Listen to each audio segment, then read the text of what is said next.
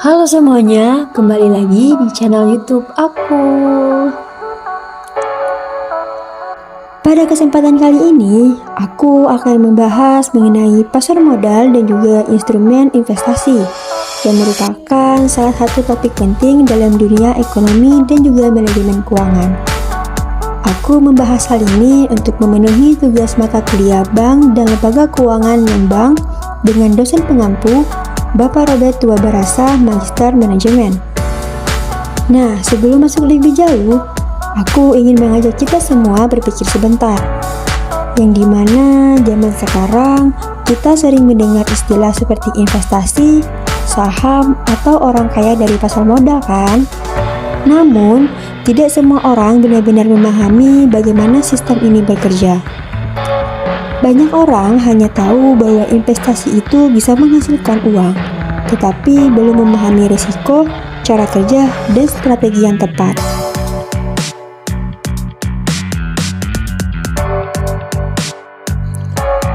Nah, melalui presentasi ini dan pembahasan ini, aku akan menjelaskan secara bertahap dan juga mendalam, sehingga kita semua bisa memahami apa itu pasar modal, mengapa pasar modal penting, bagaimana cara kerjanya, dan bagaimana kita bisa memanfaatkannya secara bijak.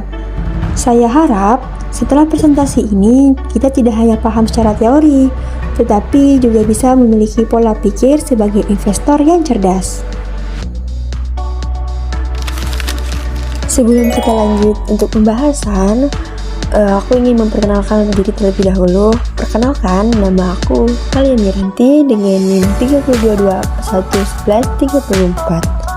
Aku merupakan mahasiswa aktif di Universitas Bangka Belitung dengan program studi manajemen.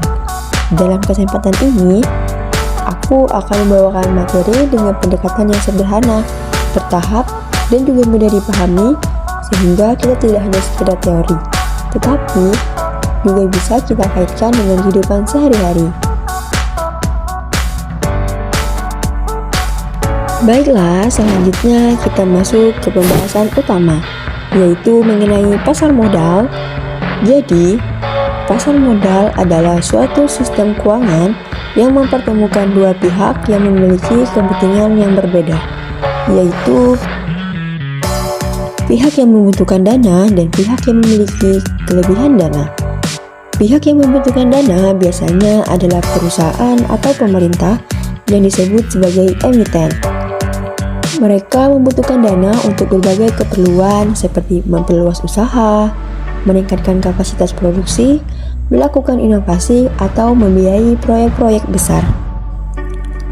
Nah, di sisi lainnya terdapat investor, yaitu individu maupun lembaga yang memiliki dana dan ingin menginvestasikan uangnya agar bisa berkembang dan menghasilkan keuntungan di masa depan. Dalam pasar modal, yang diperdagangkan adalah instrumen keuangan jangka panjang, yaitu investasi dengan jangka waktu lebih dari 1 tahun. Hal ini menjadi pembeda utama antara pasar modal dan pasar uang yang lebih fokus pada jangka pendek. Fokus utama pasar modal adalah perdagangan instrumen seperti saham, obligasi, dan juga reksadana. Instrumen-instrumen ini memiliki kesempatan kepada investor untuk memilih sesuai dengan tujuan dan tingkat risiko yang mereka inginkan. Jika kita analogikan, pasar modal itu seperti sebuah jembatan yang menghubungkan dua pihak yang saling membutuhkan. Perusahaan membutuhkan dana untuk berkembang, sementara investor membutuhkan tempat untuk mengembangkan dana yang mereka miliki. Sebagai contoh, ketika sebuah perusahaan ingin memperluas usahanya, misalnya membuka cabang baru, perusahaan tersebut bisa mendapatkan dana dengan cara menjual saham kepada masyarakat. Investor yang membeli saham tersebut secara tidak langsung menjadi pemilik sebagian perusahaan dan berhak mendapatkan keuntungan dari perusahaan tersebut. Nah, dengan demikian, pasar modal tidak hanya berfungsi sebagai tempat transaksi, tetapi juga sebagai alat untuk mendorong pertumbuhan ekonomi secara keseluruhan.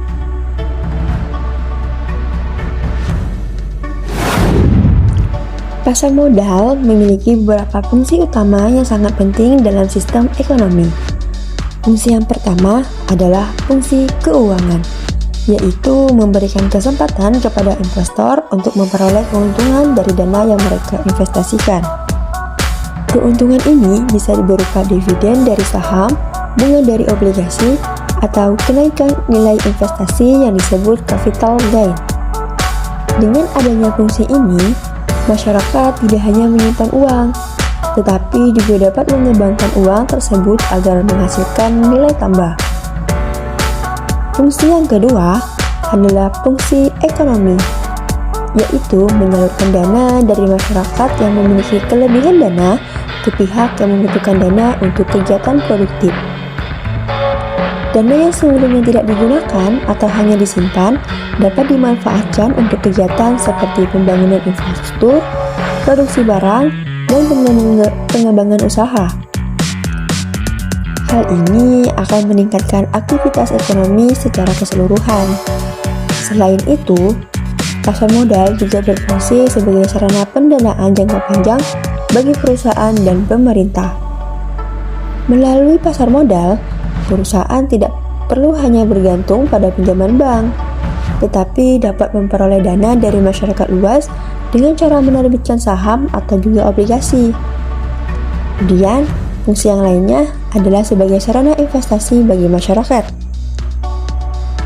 Masyarakat dapat memilih berbagai instrumen investasi sesuai dengan kebutuhan dan juga tujuan finansial mereka, baik untuk jangka pendek dan juga maupun jangka panjang. Dengan berbagai fungsi ini, pasar modal menjadi salah satu pilar penting dalam perekonomian karena mampu menggerakkan dana secara efisien dan juga produktif.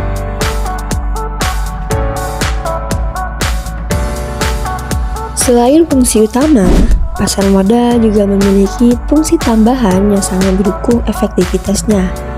Fungsi yang pertama adalah likuiditas. Likuiditas berarti kemudahan dalam menjual atau membeli suatu aset.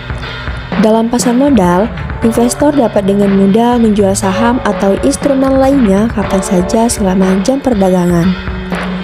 Hal ini memberikan fleksibilitas bagi investor, terutama jika mereka membutuhkan dana dalam waktu cepat.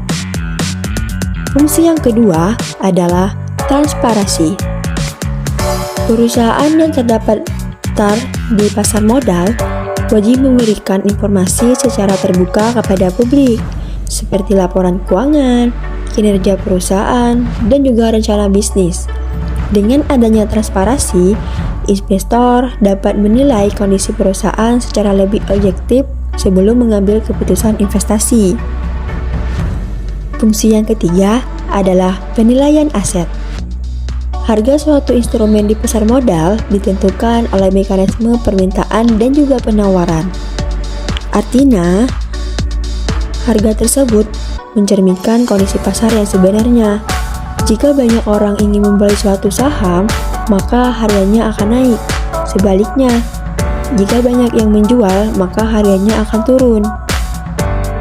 Selain itu, pasar modal juga menciptakan sistem yang lebih efisien karena semua informasi dan transaksi dilakukan secara terbuka dan terorganisir. Nah, dengan adanya fungsi tambahan ini, pasar modal menjadi lebih terpercaya dan menarik bagi investor. Selanjutnya, kita masuk ke jenis instrumen investasi nih. Di pasar modal, terdapat 3 instrumen utama, yaitu saham, obligasi, dan reksadana.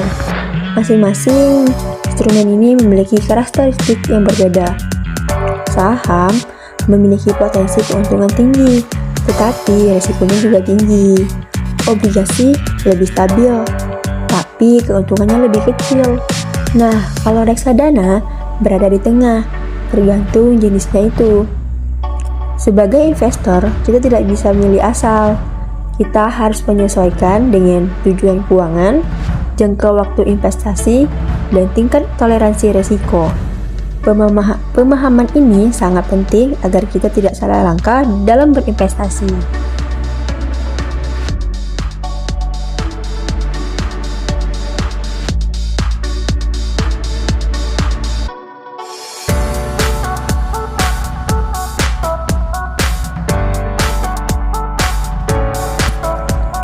Sekarang kita masuk ke saham, yang merupakan instrumen paling dikenal nih. Saham adalah bukti kepemilikan suatu perusahaan. Artinya, kita bisa membeli saham, kita sebenarnya menjadi bagian dari pemilik perusahaan tersebut, walaupun hanya sebagian kecil.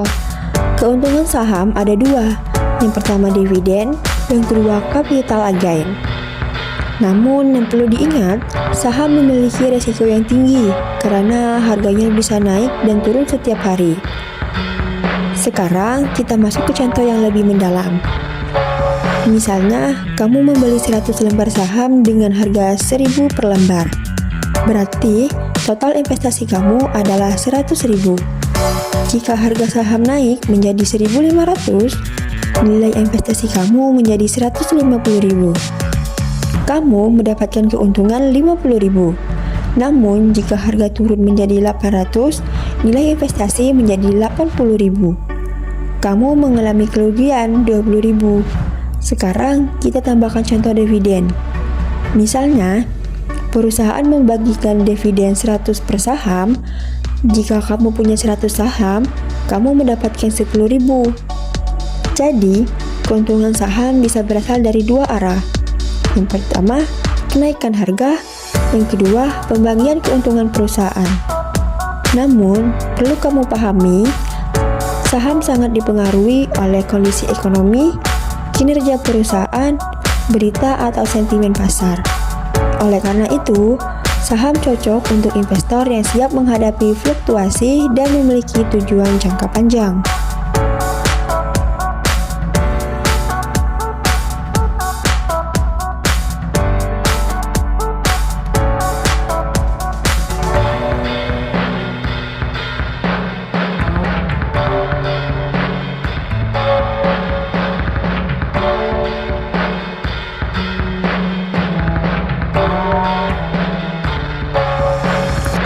Kemudian, di bagian obligasi, bisa kita pahami sebagai kebalikan dari saham. Jika saham adalah kepemilikan, maka obligasi adalah pinjaman.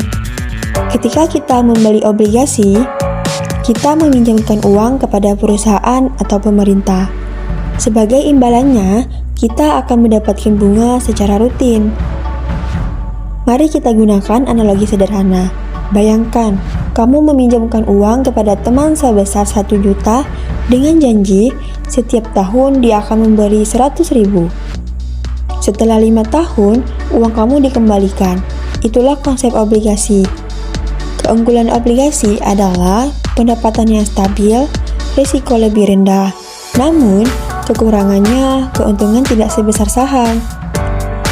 Nih, contoh yang lebih detail.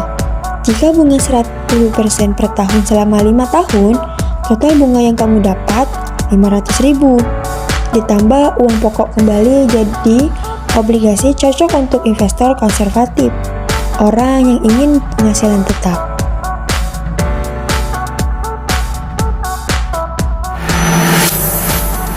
Kita masuk ke bagian reksadana. Jadi, reksadana ini sangat cocok untuk pemula. Kenapa?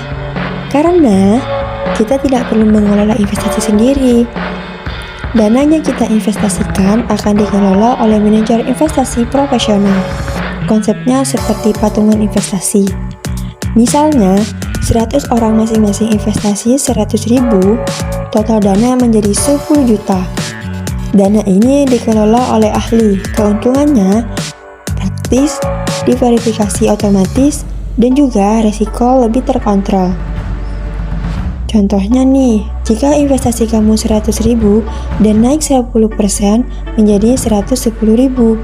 Kalau turun 5% menjadi 95.000. Jenis reksadana memungkinkan kita memilih sesuai risiko. Pasar uang itu sangat tertuju, sangat aman. Pendapatan tetap berarti stabil. Campurannya tuh seimbang dan saham agresif.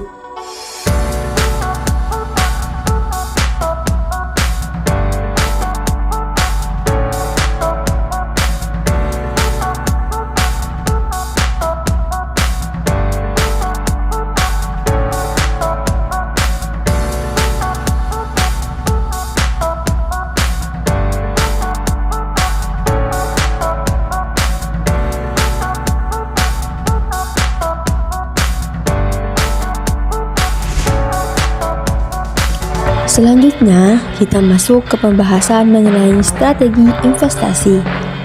Strategi investasi merupakan hal yang sangat penting dalam kegiatan investasi. Karena tanpa strategi yang jelas, investasi yang dilakukan bisa berubah menjadi spekulasi atau bahkan berisiko tinggi mengalami kerugian. Strategi investasi adalah cara untuk pendekatan yang digunakan oleh investor untuk mencapai tujuan keuangan mereka dengan mempertimbangkan tingkat risiko yang telah dapat diterima. Dalam konteks pasar modal, terdapat dua strategi utama yang sering digunakan, yaitu optimalisasi dan deverifikasi. Strategi pertama adalah optimalisasi, yaitu upaya untuk memaksimalkan keuntungan dari investasi yang dilakukan. Hal ini biasanya dilakukan dengan cara menganalisis kondisi pasar, melihat kinerja perusahaan, serta menentukan waktu yang tepat untuk membeli atau menjual instrumen investasi. Misalnya nih, seorang investor membeli saham ketika harga sedang rendah dan menjualnya ketika harga sudah naik. Strategi ini membutuhkan pengetahuan, analisis, dan juga kesabaran agar dapat menghasilkan keuntungan yang optimal. Namun, perlu dipahami bahwa tidak mudah untuk selalu menentukan waktu yang tepat dalam pasar, karena harga saham dipengaruhi oleh banyak faktor seperti kondisi ekonomi, kebijakan pemerintah, dan sentimen pasar. Strategi yang kedua adalah diversifikasi, yaitu menyebarkan investasi ke berbagai jenis instrumen untuk mengurangi risiko kerugian. Prinsip dari verifikasi adalah jangan menaruh semua telur dalam satu keranjang. Artinya, jika kita hanya berinvestasi pada satu instrumen saja, misalnya hanya saham, maka ketika harga saham turun, kita bisa mengalami kerugian besar. Namun, jika kita membagi investasi ke beberapa instrumen seperti saham, obligasi, dan reksadana, maka risiko tersebut dapat diminimalkan. Sebagai contoh nih, seorang investor memiliki dana 1 juta. Daripada menaruh seluruh dana tersebut ke saham, ia membaginya menjadi 500.000 di saham, 300.000 di obligasi, dan 200.000 di reksadana. Dengan cara ini, jika saham mengalami penurunan, kerugian bisa diimbangi oleh instrumen lain yang lebih stabil seperti obligasi atau reksadana. Selain dua strategi utama tersebut, ada juga hal penting lain dalam strategi investasi, yaitu investasi jangka panjang dan konsistensi. Investasi jangka panjang berarti kita tidak mudah panik ketika harga naik atau turun dalam waktu singkat. Kita tetap fokus pada tujuan jangka panjang. Sedangkan konsistensi berarti kita terus berinvestasi secara rutin, misalnya setiap bulan meskipun dengan jumlah yang kecil. Dengan konsistensi dan waktu yang cukup lama, hasil investasi dapat berkembang secara signifikan karena adanya efek compounding atau bunga berbunga. Dengan demikian, dapat disimpulkan bahwa strategi investasi sangat penting untuk membantu investor mencapai tujuan keuangan secara lebih aman dan juga optimal. Tanpa strategi yang jelas, investasi bisa menjadi berisiko tinggi dan tidak terarah.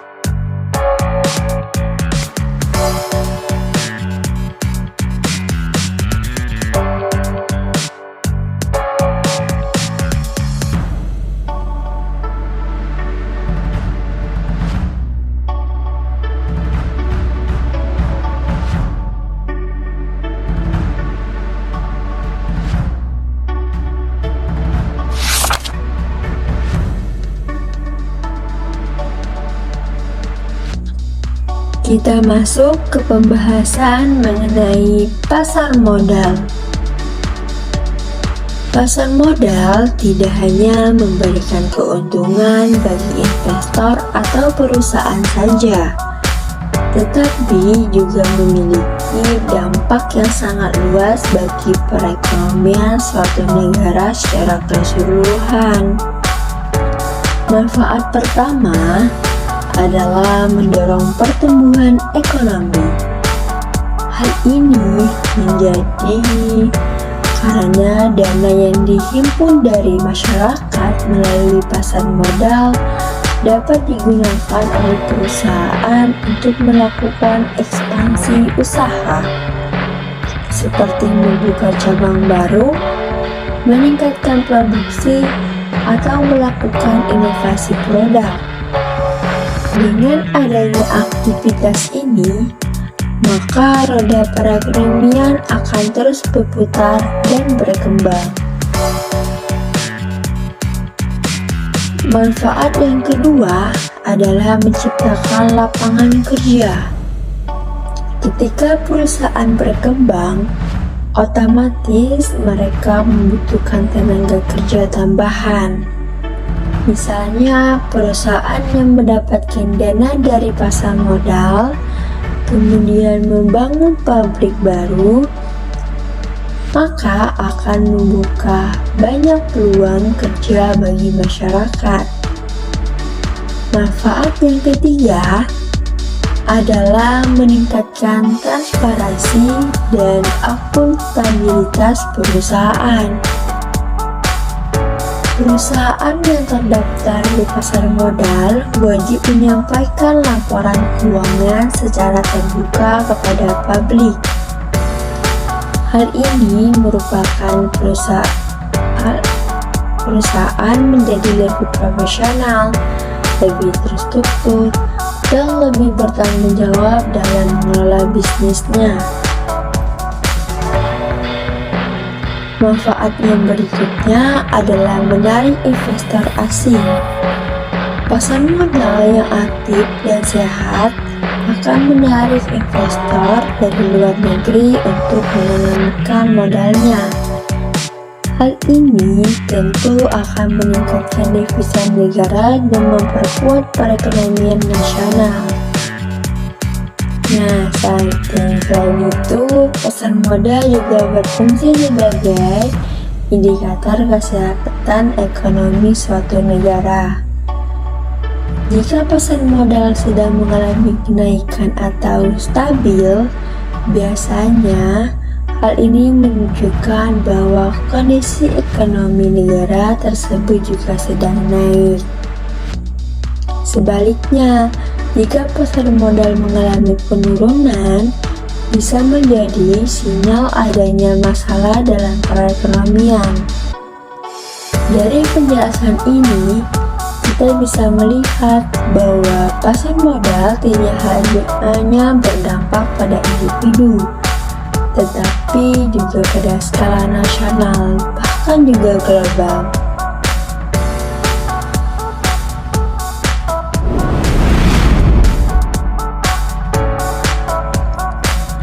Di bagian ini, kita membahas bahwa pasar modal merupakan peluang besar untuk berkembang, terutama dalam hal keuangan pribadi. Di era sekarang, kita tidak bisa hanya mengandalkan menabung saja. Nilai uang bisa tergerus oleh inflasi, sehingga diperlukan cara lain agar uang kita bisa berkembang. Salah satunya melalui investasi di pasar modal. Pasar modal memberikan kesempatan bagi siapa saja, termasuk mahasiswa, untuk mulai berinvestasi, bahkan dengan modal yang relatif kecil. Saat ini, banyak platform investasi yang memudahkan kita untuk memulai hanya dengan puluhan ribu rupiah. Namun, sebelum mulai berinvestasi, ada beberapa hal penting yang perlu diperhatikan. Pertama, menentukan tujuan finansial. Misalnya, apakah kita ingin menabung untuk masa depan, membeli rumah, atau dana pendidikan? Tujuan ini akan menentukan jenis investasi yang kita pilih.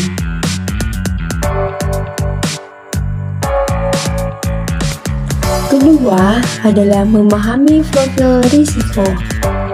Setiap orang memiliki tingkat keberanian yang berbeda dalam menghadapi risiko. Ada yang berani mengambil risiko tinggi untuk mendapatkan keuntungan besar, ada juga lebih memilih investasi yang aman meskipun keuntungannya kecil. Ketiga adalah memahami instrumen investasi. Jangan sampai kita berinvestasi tanpa mengetahui cara kerja instrumen tersebut. Pemahaman ini sangat penting agar kita tidak salah mengambil keputusan. Dan yang keempat adalah memulai dari kecil dan juga konsisten. Tidak perlu langsung dengan jumlah yang besar. Yang penting adalah konsistensi dalam berinvestasi. Dengan disiplin dan waktu yang cukup, hasil investasi bisa berkembang secara signifikan. Jadi, pasar modal bukan hanya tentang mencari keuntungan cepat, tetapi lebih kepada bagaimana kita membangun kebiasaan finansial yang baik untuk masa depan.